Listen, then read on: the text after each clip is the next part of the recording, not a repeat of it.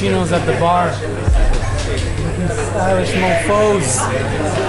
They serve coffee in suits. That's the way we do. Today we decided to do a tour, and it's an off the beaten path type tour. We were just doing some research on the internet in regards to what's going on in the realm of sexuality in Florence, and we found this tour called Sex, Drugs, and the Renaissance. So seemed a bit up our path, so we're checking it out today after this delicious coffee. Ciao! Ciao! Ciao, ciao. Headed to Art Viva, who are the hosts of the walking tour of Sex, Drugs, and the Renaissance.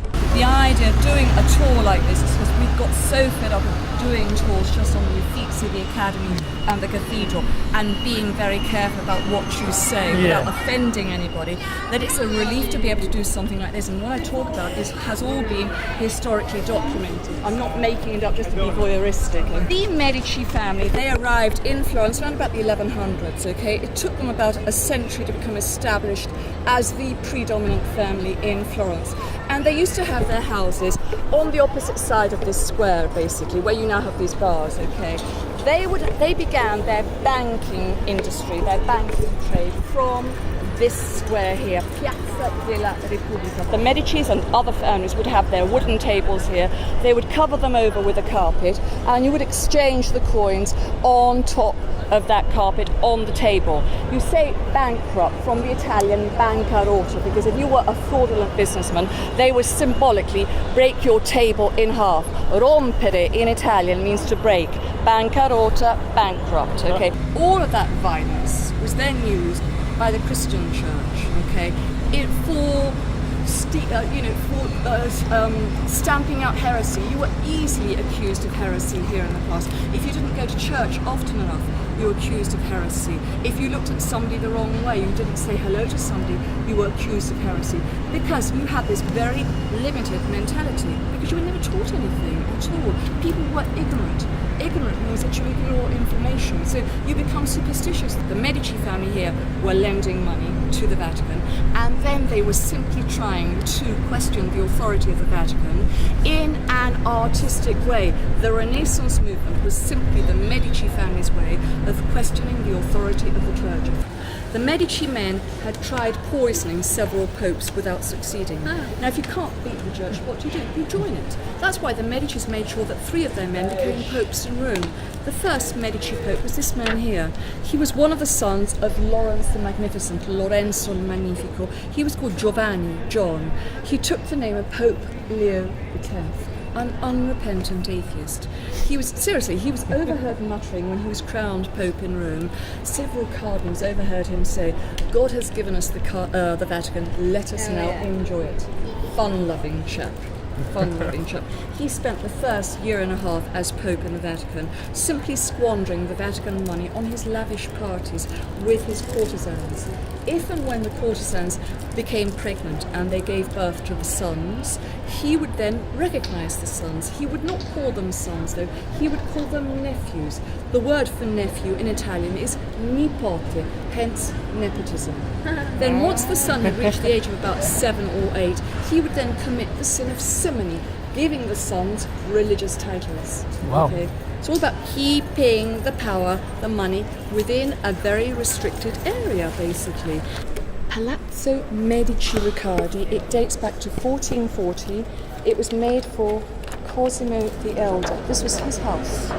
His bedroom used to be over here. Where they're restoring that area over there.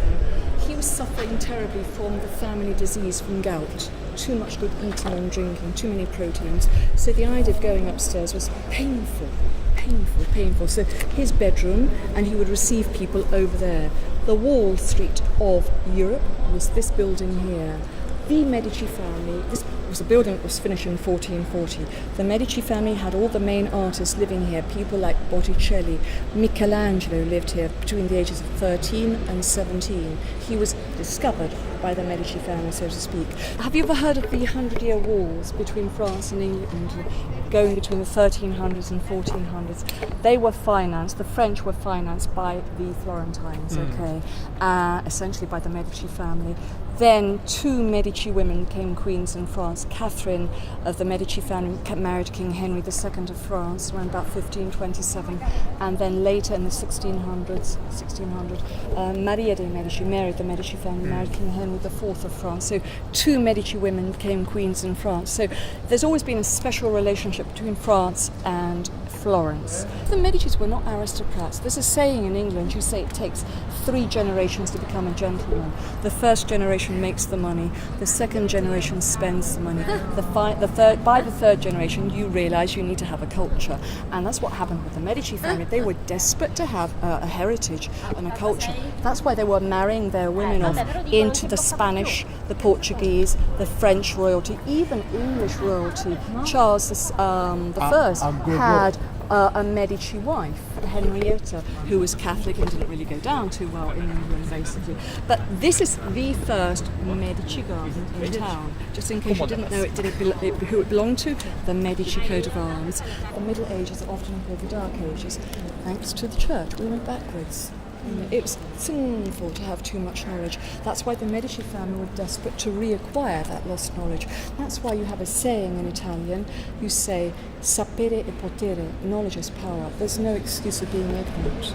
It really does epitomise this society. If there was too much in-family breeding with the Medici family, that's why the final few generations, the last 2 generations, were not really having healthy children, and the final 2 men had no children whatsoever. So they died out in 1737 because of too much in-family breeding. That's why it was so fashionable at court in the past to have widows, deformed people, mentally deranged people, and also dwarfs or midgets. They were usually your own offspring. Too much in-family breeding.